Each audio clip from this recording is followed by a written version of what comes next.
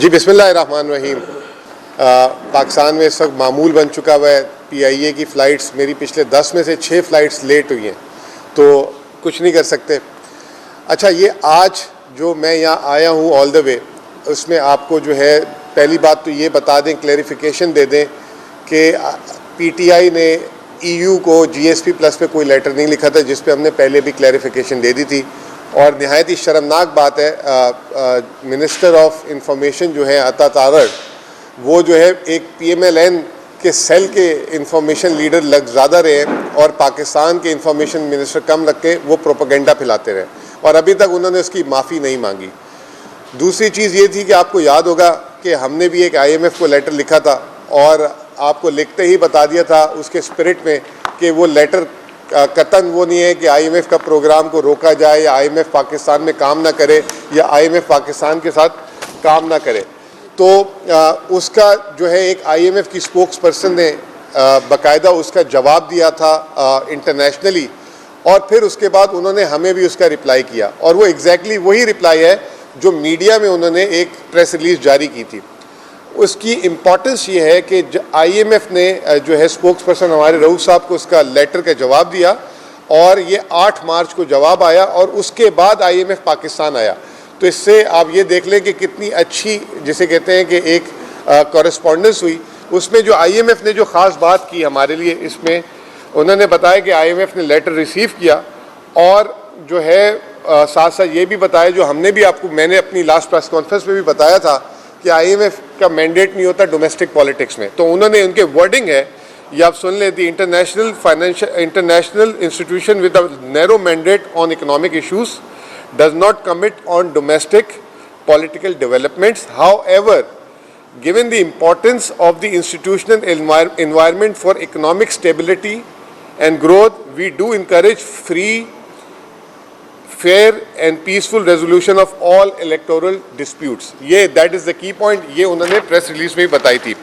तो उसके बाद आपको पता है कि IMF पाकिस्तान आया 9 से 14 से 19 मार्च तक और सक्सेसफुली जो है IMF ने अपना प्रोग्राम मुकम्मल किया। मैं सबसे पहले तो कॉन्ग्रेचुलेट करूंगा पूरे पाकिस्तान को कि काफ़ी अरसे के बाद पाकिस्तान ने एक स्टैंड बाय प्रोग्राम मुकम्मल किया और ख़ुसूसी तौर पे खान साहब, इमरान खान साहब को इस पर शुक्रिया अदा करूंगा, क्योंकि जब ये प्रोग्राम शुरू हुआ था तो IMF जो है इमरान खान साहब के पास आया था और उन्होंने कहा था ये प्रोग्राम उस वक्त शुरू होगा जब उसकी आप कंसेंट देंगे। तो in the interest of Pakistan जो है हमने, खान साहब ने इसका जो है कंसेंट दिया था और ये प्रोग्राम स्टार्ट हुआ था। $3 अरब का स्टेबलाइजेशन प्रोग्राम था ये, जो स्टैंड बाय प्रोग्राम था। उसके बाद जब वो पाकिस्तान में पहले रिव्यू के लिए आए तो उन्होंने फिर हमसे रिक्वेस्ट की थी कि आप हमसे मिलें, और हमारे बोर्ड ऑफ डायरेक्टर कह रहे हैं कि आपसे फिर मिलें, क्योंकि खान साहब अरेस्ट हो चुके हुए थे तो वो नहीं मिल सकते थे। उसके बावजूद वो पाकिस्तान से चले गए, उन्होंने जो है हमसे इंसिस्ट किया। उसके बाद हमारे रऊफ साहब और जो है चेयरमैन गौर साहब क्रिसमस से पहले दिसंबर की आखिरी डेट्स में मिले और उसके बाद पॉसिबल हुआ 11 जनवरी को पाकिस्तान को किस्त मिली। उसी के तसलसल में हमने उनको ख़त लिखा था, जो हमारी उनसे कम्युनिकेशन होती रही। उस कम्युनिकेशन के जवाब में उन्होंने हमें भी एक रिप्लाई दिया और जिसमें हम काफ़ी इंकरेज हुए हैं कि एक तो ना सिर्फ उन्होंने हमें ये इन्फॉर्म किया कि उनका मैंडेट जो है इकोनॉमिक मैंडेट नहीं है, लेकिन वो इंकरेज कर रहे हैं तमाम जो इलेक्शन रिलेटेड डिस्प्यूट है उसको रेजोल्यूशन की तरफ। साथ साथ उन्होंने हमें इन्फॉर्म किया कि हम पाकिस्तान आ रहे हैं फॉर द सेकंड रिव्यू और हो सकता है कि अथॉरिटीज़ हमसे नए प्रोग्राम की भी रिक्वेस्ट करें। तो पूरे कौम को मुबारकबाद। इसमें केयर टेकर्स को भी क्रेडिट जाता है, इदारे जितने भी हैं, स्टेट बैंक, SIFC, सब ने मिलकर ये प्रोग्राम कामयाब बनाया और ये हमारी शुरू से मंशा भी थी। अब जो प्रॉब्लम है वो ये है कि IMF अभी जब आया है सेकंड रिव्यू में, तो IMF क्या करके गया है और आगे होने क्या वाला है, पाकिस्तान किन हालात में खड़ा है, ये एक बहुत बड़ा सवाल है जो आज की प्रेस कॉन्फ्रेंस में हम कवर करना चाह रहे हैं। सबसे पहले तो IMF आया 14 से 19 तारीख को, स्टाफ लेवल एग्रीमेंट हो गया, लेकिन वो स्टाफ लेवल एग्रीमेंट होने के बाद अभी तक उन्होंने बोर्ड की मीटिंग का ऐलान नहीं किया। और वो क्यों नहीं किया, उसकी शायद प्राइमरीली वजह आज की अखबारात में भी इसका जिक्र है, कल की अखबारात में भी इसका जिक्र है कि IMF जो है 30 मार्च तक के जो पाकिस्तान के माशी इशारियाँ डेटा है उसका वेट कर रहा है। और उसके वेट करने के बाद वो ये जो स्टाफ लेवल एग्रीमेंट है वो अपने बोर्ड ऑफ डायरेक्टर्स के पास लेकर जाएगा। तो इसका मतलब ये है कि अप्रैल का आखिरी हफ्ता हो जाएगा और हो सकता है कि जब वो डाटा देखे और पाकिस्तान के अगर कोई महसूलात, टैक्स महसूलात वगैरह में कोई कमी बेशी हुई तो हो सकता है कि IMF पहले डिमांड करे कि आप नए टैक्सेस लगाएं।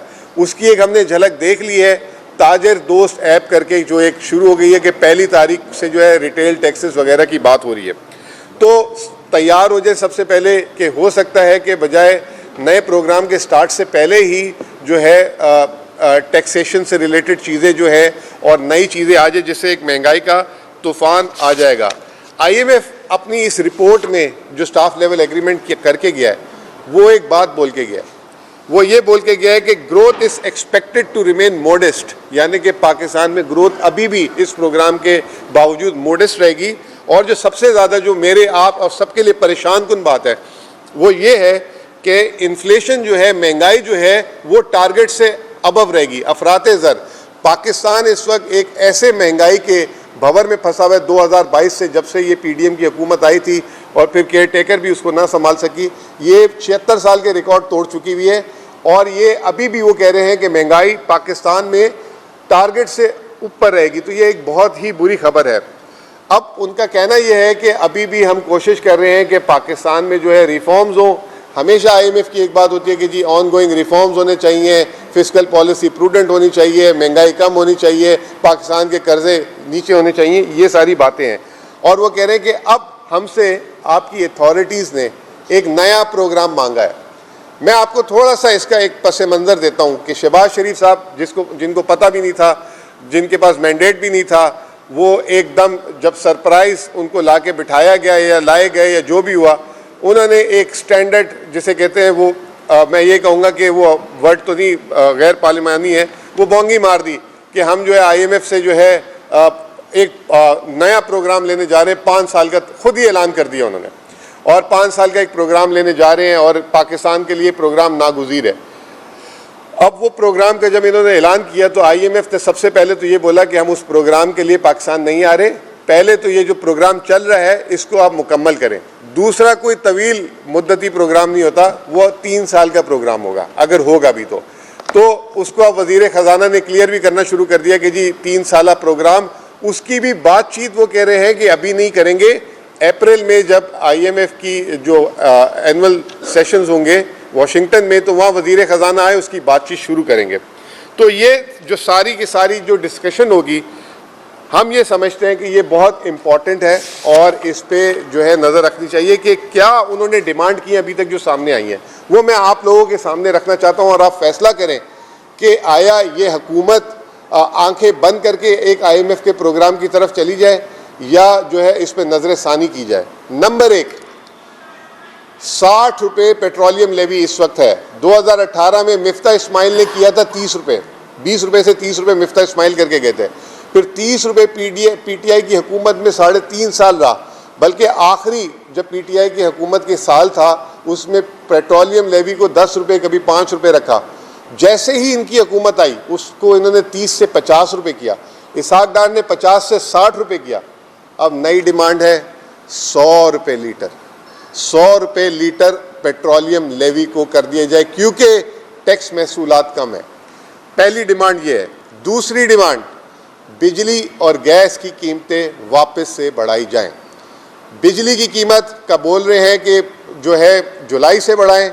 गैस की कीमत, अभी हम आपसे बात कर रहे हैं तो आज भी सुई नॉर्थ ने 175% गैस की कीमतें बढ़ाने के लिए जो है ओगरा उसकी सिफारिश की, आज उसकी हेयरिंग कर रहा है। पिछले 6 महीने में 600% गैस की कीमतें बढ़ चुकी हुई हैं। उसके बावजूद आज फिर 175% गैस की कीमतों की बात हो रही है। रिटेल टैक्सेस हम सपोर्ट करते हैं कि लगने चाहिए पूरे पाकिस्तान में, और इसको जो है डिस्करेज हमेशा से PMLN ही करती रही है, ये फौरी तौर पे लगना चाहिए। फिर जो सबसे जो जिसे कहते हैं कि IMF को नॉलेज नहीं है या क्या है, NFC की रिवीजन की बात शुरू कर दी उन्होंने कि NFC को नजर सानी किया जाए। 2010 में NFC पे बात हुई थी कि इसका शेयर बढ़ सकता है, कम नहीं हो सकता। अगर ये करने जाते हैं, इस वक्त मैं खुद पहली दफ़ा आप लोगों के सामने एक सूबाई हुकूमत को भी जो है रिप्रेजेंट कर रहा हूँ। जो मैं एक सूबाई हुकूमत के कॉन्टेक्स्ट से आपको बताऊं कि 90% से लेकर 93-94% तक हुकूमत जो ट्रांसफ़र करती है वो सूबाई हुकूमत के अखराजात उससे पूरे होते हैं। अगर इसमें ज़रा सी भी कोई प्रॉब्लम होगी तो मुल्क में एक बहुत बेचैनी की सूरत हाल हो जाएगी। तो ये IMF की एक डिमांड ये भी है। फिर उससे बड़ी चीज़, एक तरफ तो IMF बार बार कह देता है कि बेनज़ीर इनकम सपोर्ट प्रोग्राम जो हमारा एहसास प्रोग्राम था, हमने जो है गरीबों को प्रोटेक्ट करने के लिए, क्योंकि हमारा प्रोग्राम बहुत सख्त होता है, उससे महंगाई होती है, तो वो रखा है 400 अरब रुपए का। अब नए प्रोग्राम में IMF कह रहा है कि ये 400 अरब वफाक खर्च करना बंद कर दे और सूबाई हुकूमतें ले लें। तो सूबाई हुकूमतें जो है वो आगे ये कह रही हैं कि ये आपने अपनी मर्जी से देना था, ये आप हमें क्यों दे रहे हैं? अगर हमने किसी को पैसे देने होंगे तो हम खुद दे देंगे, कितने देने ये कौन आप तय करने वाले होते हैं? तो अब IMF ये जो एक पहले जो बताता था कि गरीबों को प्रोटेक्ट करने के लिए वो गवर्नमेंट्स को पुश कर रहा है, अब वो कह रहा है कि बेनज़ीर इनकम सपोर्ट प्रोग्राम सूबे ले लें। फिर उसके बाद बड़े शौक से फीते काटते थे शहबाज शरीफ साहब, एहसन इकबाल साहब, हमने इतने डेवलपमेंट किए। पहली बात तो ये कि कभी कोई इनसे सवाल करे, ये इनसे प्लानिंग कमीशन से एहसन इकबाल साहब से, जितनी आपने स्कीम और प्रोजेक्ट्स किए हैं, अगर आज से शुरू करें तो कितने साल तक ख़त्म होंगे वो? इस वक्त जो मेरी इत्तला है, जो मैं जब था वजारत ख़जाना में, तो पाकिस्तान के सन 2002 और 2003 में जो प्रोजेक्ट अनाउंस किए थे हुकूमतों ने, वो भी मुकम्मल नहीं हुए। तो हम हर बजट में आते हैं, ऐसे फजूल प्रोग्राम ऐलान करते हैं, आवाम दोस्त ये वो। तो अब IMF एक डिमांड कर रहा है कि वफाकी जो PSDP है वो ख़त्म कर दें, और जिस सूबे में जो PSDP वफाकी हो रही है वो सूबा वाला उसको ले ले। अब सूबे वाले ये कह रहे हैं कि हम कैसे ले सकते हैं वफाकी प्रोजेक्ट, आपने ऐलान किया, आप जाने, आपका काम जाने, हम कैसे ले सकते हैं? तो कहने का मतलब ये कि ये एक नई चीज़ है फेडरल फंड। फिर हमने अखबारों के थ्रू सुना ये चीज़ जो काफ़ी कंसर्निंग है, वो ये है कि CPEC की गवर्नमेंट ने कोई वो की है कि जो उनकी IPPs की पेमेंट है वो इस साल जो है नहीं मज़ीद करेंगे 48 अरब के बाद। तो एक ये पाक चाइना जो रिलेशनशिप कारोबार का है, ये इसमें भी हमें देखना है कि कहीं IMF की कोई ऐसी कंडीशन तो नहीं नई प्रोग्राम में आ रही। ठीक है, इस वक्त पाकिस्तान एक बहुत बड़े क्राइसिस में है, पाकिस्तान IMF प्रोग्राम के बगैर नहीं चल सकता, लेकिन अगर हमें फौरी तौर पे प्रोग्राम लेना है और आंखें बंद करके अगर हमने इस तरह की चीज़ पे साइन कर दिया, तो मैं आपको एक बात बता दूं, हुकूमतें तो आती जाती रहती है, पिछले 5 साल में भी आपने देखा 3 हुकूमतें आई हैं। जो साइन कर जाता है वो फिर उसको भुगतना पड़ता है आने वाली हुकूमतों को भी। तो ये एक और बहुत इंपॉर्टेंट पॉइंट है। ईरान पाकिस्तान गैस पाइपलाइन का भी चंद दिन पहले ऐलान हुआ था और एकदम फिर उसके बाद आया कि उसको भी शेल्फ किया जा रहा है। अब वो उस पर भी एक प्रेशर आ रहा है साथ साथ। फिर अभी हमारा गर्दिशी कर्जा है, हुकूमत ने एक प्लान बनाया था कि गर्दिशी कर्जा हम अदा कर दें, IMF ने उसको कहा कि नहीं, आप इस तरह नहीं अदा करें। दूसरी तरफ रिपोर्ट में लिखती है कि आप ये गर्दिशी कर्जा आपका है, आपकी मईशत ख़राब हो रही है। तो मेरा कहने का मतलब ये, इसमें इंपॉर्टेंट बहुत जो मैं कहना चाह रहा हूँ, ये जो नया IMF प्रोग्राम है ये एक बहुत क्रिटिकल प्रोग्राम है। मैंने पिछली प्रेस कॉन्फ्रेंस में भी बोला था, ये आम प्रोग्राम्स की तरह नहीं होगा। ये प्रोग्राम पूरे पाकिस्तान को इन्वॉल्व जब तक नहीं किया जाएगा, एक क्या कहते हैं फाइनेंस मिनिस्टर अभी आए हैं, वो जाके खुद डिसाइड करके अगर आ गए, इसमें सूबे इन्वॉल्व हैं। जैसे मैंने आपको 4 चीज़ें बताई। नंबर 1 कि BISP जो है बेनज़ीर इनकम सपोर्ट प्रोग्राम को सूबों को मुंतकिल कर दिया जाए। अगर ये साइन कर देते हैं और सूबे से एग्री नहीं करते तो मुल्क में एक बहुत बड़ा क्राइसिस आ जाता है। NFC पे अगर कोई कमिटमेंट कर लेते हैं, NFC में मान लिया कि अभी जैसे तैसे इन्होंने जो है 1 नंबर 2 नंबरी करके जो है 2/3 अक्सरियत के लिए कोशिश की है, लेकिन अगर कुछ NFC में ऊपर नीचे करने की बात हो जाती है तो इससे सूबे डिस्टर्ब हो जाते हैं। तो मैं रिक्वेस्ट करूंगा कि इस प्रोग्राम के स्टार्ट करने से पहले गवर्नमेंट जो है, वैसे तो मैंडेटेड नहीं है, एक नेशनल लेवल कंसल्टेशन चाहिए होंगी, जो डिसीशंस वो सूबों से रिलेटेड लेने जाएंगे। फिर महंगाई के तूफान, इसमें जैसे मैंने कहा 100 रुपये लीटर अगर पेट्रोलियम लेवी, दुनिया में कहीं मिसाल नहीं मिलती।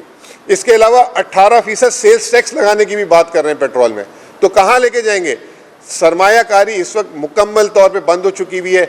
बिजली की कीमतें यहाँ से फिर बढ़ाने की अगर बात कर रहे हैं तो उसका क्या होगा? और गैस की कीमतों के बाद इन्होंने खाद की कीमतों में, गैस की कीमतों से जिन जिन इंडस्ट्रीज को, सनत को फ़ायदा हो रहा था, अब वो कह रहे हैं सारे वापस ले लो। एक तो इन्होंने कहा कि खाद वालों को जो गैस सस्ती मिल रही है वो वापस ले लें। दूसरी चीज़, जो बड़े बड़े कारखाने थे जिनको कैप्टिव पावर मिल रही थी, कैप्टिव पावर वो होती है कि कारखाने अपनी खुद बिजली पैदा करें, उनसे कह रहे हैं कि वो जो है आप वो गैस या जो उनको दे रहे हैं वापस ले लें और जो है वापडा या के इलेक्ट्रिक उनको बिजली दे। एक तो ये बिजली आती कब है और उसके बाद ये हमारे कारखानों के लिए एक बहुत बड़ी मुसीबत हो जाएगी। तो ये जो हम बताना ये चाह रहे हैं कि जो नया IMF प्रोग्राम है हम उसके बिल्कुल हामी होंगे। इमरान खान साहब जब 2018 में आए थे तो इसी तरीके का जो है फरमाइशात थी, तो इमरान खान साहब ने बाहर से जाके 10 अरब डॉलर इकट्ठे किए थे खान साहब ने और IMF के प्रोग्राम को नरम किया था। तो मैं इस प्लेटफॉर्म से दरख्वास्त करूंगा, एक तो इनके पास कैपेसिटी नहीं है, आपने कल ही देख लिया क्या तमाशे हुए। वज़ीर आज़म साहब ने एक इम्पोर्टेड कह लें वज़ीर ख़जाना लाए, जो लोग कहते हैं इम्पोर्टेड, मैं तो कहता हूँ एक प्रोफेशनल आदमी, हाईली इंटेग्रिटी वाले आदमी है, उनको लेकर आए दिखाने के लिए। फिर एकदम पता लगा कि वो जो ECC जो पाकिस्तान की तारीख में हमेशा फाइनेंस मिनिस्टर करता है डील, उसका नाम निकाल दिया उसकी चेयरमैनशिप से और वज़ीर आज़म साहब खुद आ गए उस पर। फिर एकदम बैकलैश आता है तो वज़ीर आज़म साहब वापस हट गए, अपना नाम, ना सिर्फ नाम निकाला चेयरमैनशिप से, कमेटी से ही निकल गए। और उसमें जो है एक और साबिक हमारे वज़ीर ख़जाना थे इसहाक डार साहब, उनका नाम भी बैकडोर से वापस किसी तरीके से आए। अगर औरंगज़ेब साहब एकदम तंग आ जाए तो इसहाक डार साहब को वापस लिए 5वीं दफ़ा, उनका नाम भी डाल दिया था। अब उनका भी फॉरेन मिनिस्टर का ECC में क्या काम है आप मुझे बताएं। वही इन्होंने काम शुरू कर दिया जो इस तरह पहले करते थे। फिर कहीं से प्रेशर आया, क्या हुआ, लोग तो कह रहे हैं कि कहीं से प्रेशर नहीं, मतलब एक ही जगह से ऑर्डर आए तो उसके बाद उन्होंने उसको अपने नाम निकाले, लेकिन क्या इज्जत रही। अब ये आपका फाइनेंस मिनिस्टर क्या बात करेगा, किस अथॉरिटी से करेगा। फिर प्राइवेटाइजेशन की जो है कमेटी का हेड फॉरेन मिनिस्टर बना दिया। मतलब आप किचन कैबिनेट फैमिली से बाहर निकल ही नहीं रहे। इस वक्त मुल्क इतने बड़े क्राइसिस में चल रहा है और आप जो है इन्हीं कामों पे लगे हुए हैं। तो ये सारी सूरत हाल थी, हमने कहा आपको ब्रीफ कर दें। आने वाले दिनों में महंगाई का तूफान आने वाला है, बहुत सारे ऐसे फैसले हैं जो सूबों पे मुंतकिल हो जाएंगे। आया सूबे उसके लिए तैयार है, उसके लिए मैं ये कहता हूँ कि बिल्कुल एक वर्किंग रिलेशनशिप बनाए, पार्टनरशिप बनाए, लेकिन पहले कंसेंसस क्रिएट करें। कंसेंसस क्रिएट करने से पहले ऐसा ना करें कि आप जो है साइन कर कर आ जाएं और बाद में जो है मुल्क में लड़ाई होती रहे और एक बहुत बड़ा प्रॉब्लम आ जाए। तो ये जो थी ब्रीफ थी। इसके अलावा देखें जी, सबसे पहले तो शहबाज शरीफ के रिलीफ से अल्लाह बचाए, ठीक है ना। वो एक आप देख रहे होंगे कि पंजाब में तस्वीर वाला थैला घूम रहा है और वो कहते हैं कि पहले तस्वीर खिंचाओ फिर थैला लो। अगर खुदा ना खास्ता डायरेक्ट किसान को खाद पहुंचाने वाली बात होगी तो पहले तो खाद के ऊपर सोना यूरिया जो भी नाम होते हैं उसकी जगह एक तस्वीर लगी होगी, ठीक है ना, और फिर कहेंगे तस्वीर खिंचाओ और किसान जो है खाद से भी महरूम हो जाएगा। तो ये खुदा ना खास्ता ऐसी अगर चीज़ करने गए तो ये तो बहुत बड़ी, जैसे कि चोर बाजारी और दुकान खुल जाएगी। इसके लिए भी बहुत केयरफुली हमें एक मैकेनिज्म करना पड़ेगा। दूसरी बात SIFC की मैं आपको थोड़ी सी क्लैरिटी दे दूँ। SIFC जो मेरी नज़र में एक refined version of board of investment है, उसका मतलब ही जो है उसके नाम से जाहिर होता है इन्वेस्टमेंट फैसिलिटेशन कमेटी, ठीक है ना, कि मुल्क में इन्वेस्टमेंट्स लेकर आए, सरमायाकारी लेकर आए।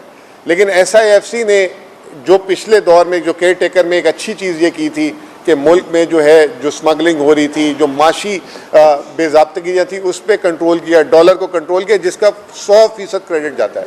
लेकिन अभी तक सरमायाकारी, और सरमायाकारी ये भी नहीं है कि रातों रात आ जाती है, इट टेक्स टाइम। लेकिन एक गलत एक्सपेक्टेशन क्रिएट की गई, आपको याद होगा पिछले साल कि 25 अरब डॉलर कहाँ से आ रहे हैं, 25 कहाँ से आ रहे हैं, ये चीज़ें नेगेटिव होती हैं। तो अभी तक वो मटीरियलाइजेशन नहीं हुई। और मैं ये समझता हूँ कि पाकिस्तान के पास इस वक्त कोई ऐसा एसेट भी नहीं है, जैसे इजिप्ट में पूरा शहर भेज दिया 35 अरब डॉलर का।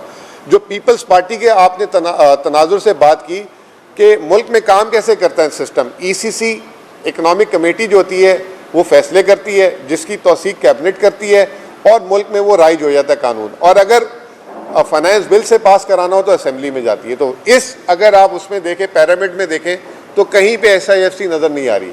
लेकिन आज हमने देखा, बल्कि केयर टेकर गवर्नमेंट में हमने देखा कि ECC कैबिनेट फिर SIFC इस तरह करके फैसला हो रहा था। अब क्योंकि गवर्नमेंट आ चुकी हुई है ऑफिशियली, तो ये इस तरीके से इसको या तो अमेंडमेंट करानी पड़ेगी जिसमें पीपल्स पार्टी राइट है।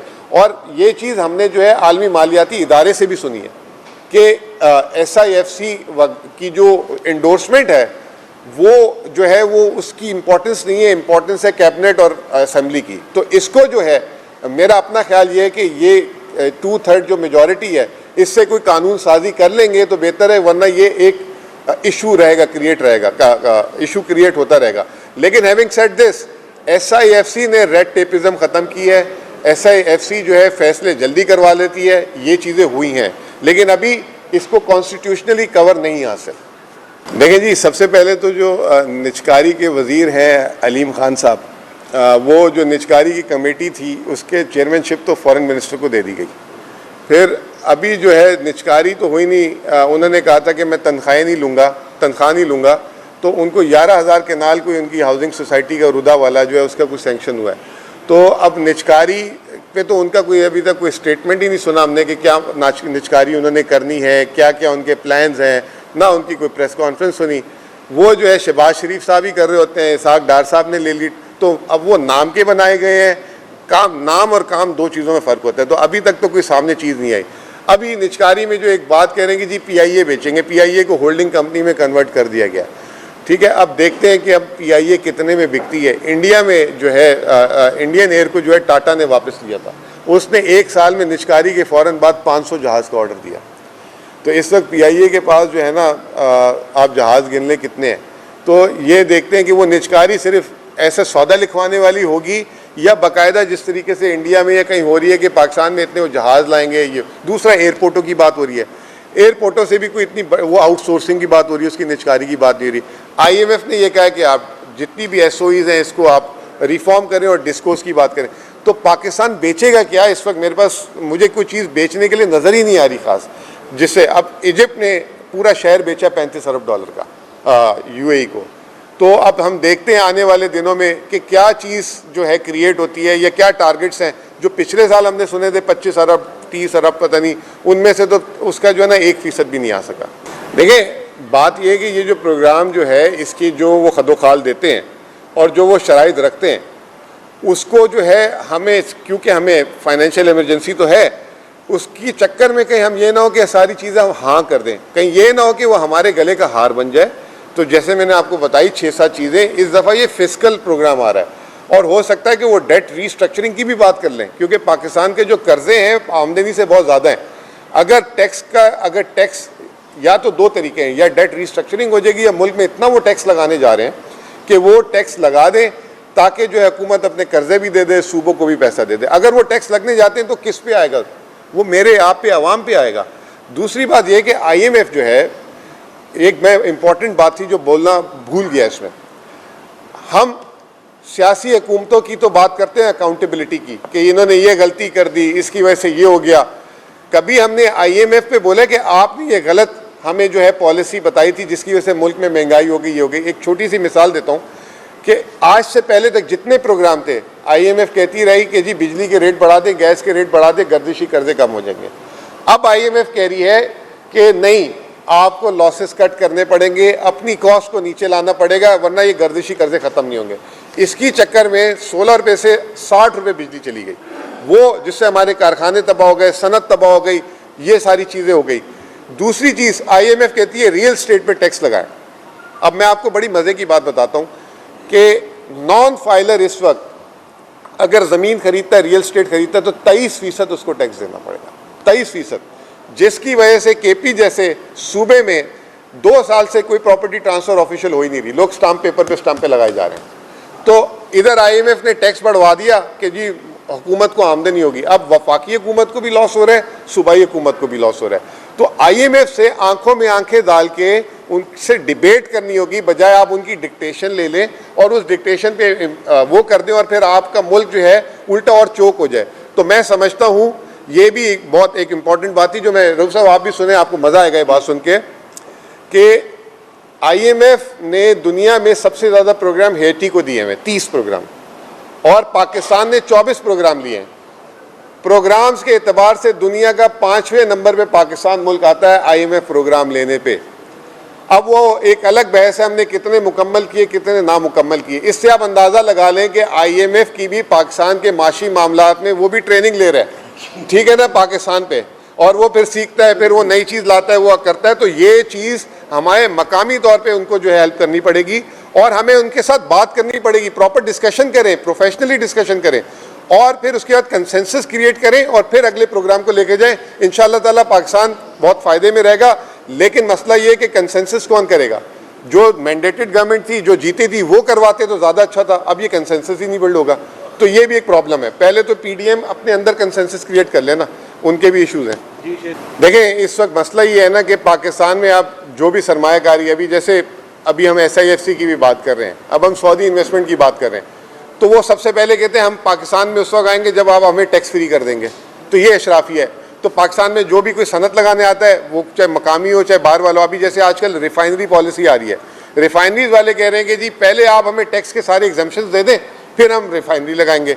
तो मसला ये कि कैपिटल को अट्रैक्ट करने के लिए आपको इंसेंटिव देना पड़ता है, लेकिन उसको आप एक टाइम में ख़त्म करें ना, 3 साल, 2 साल, 5 साल, 10 साल। अभी जैसे CPEC के हमारे पावर प्रोजेक्ट्स हैं, ये जब तक रहेंगे इन पे टैक्स फ्री यही है।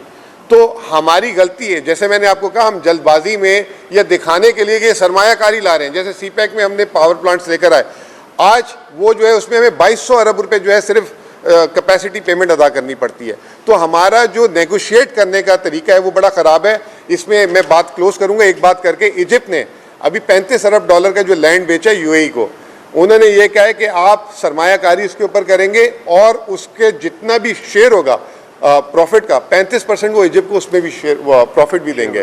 तो हमें अपने एग्रीमेंट्स अच्छे करने चाहिए। हमें जल्दबाजी में, उजलत में हम एग्रीमेंट्स कर देते हैं, फिर वही अशराफिया उसका फ़ायदा लेती है, कोर्ट में जाती है, आप पे केस करती है। अब छोटी सी मिसाल मेरी KP की ले लें। KP के आज जो पेट्रोल निकलता है, 42% पाकिस्तान का पेट्रोल KPK से जो है निकल रहा है। उसमें ये था मुआहिदा कि जी $40 जो है कीमत से ऊपर अगर कीमत जाएगी तो उसकी प्रॉफिट शेयरिंग होगी ऑयल कंपनी, हुकूमत पाकिस्तान और KPK की गवर्नमेंट। अब जब वो 2012 की पॉलिसी आई, जब पैसे लेने की बारी आई, तो उन पेट्रोलियम कंपनीज ने स्टे ले लिया वजह। अब वो स्टे की वजह से अरबों रुपए हुकूमत पाकिस्तान को जो प्रॉफिट, अभी $90 ऑयल की प्राइस चल रही है, $40 में ऑयल कंपनियां लेके जा रही है, सारा मुनाफा वो ऑयल कंपनियां रख रही हैं, जिसमें पाकिस्तान की ऑयल कंपनियां भी जो बड़ी बड़ी उस पर नाम है। तो वो जो है, दिस इज कॉल्ड इशराफिया। तो हमें अपने एग्रीमेंट्स और दूसरा हमें जो है अपना जो है कोर्ट सिस्टम, उससे जो है सही करना पड़ेगा। बहुत बहुत शुक्रिया।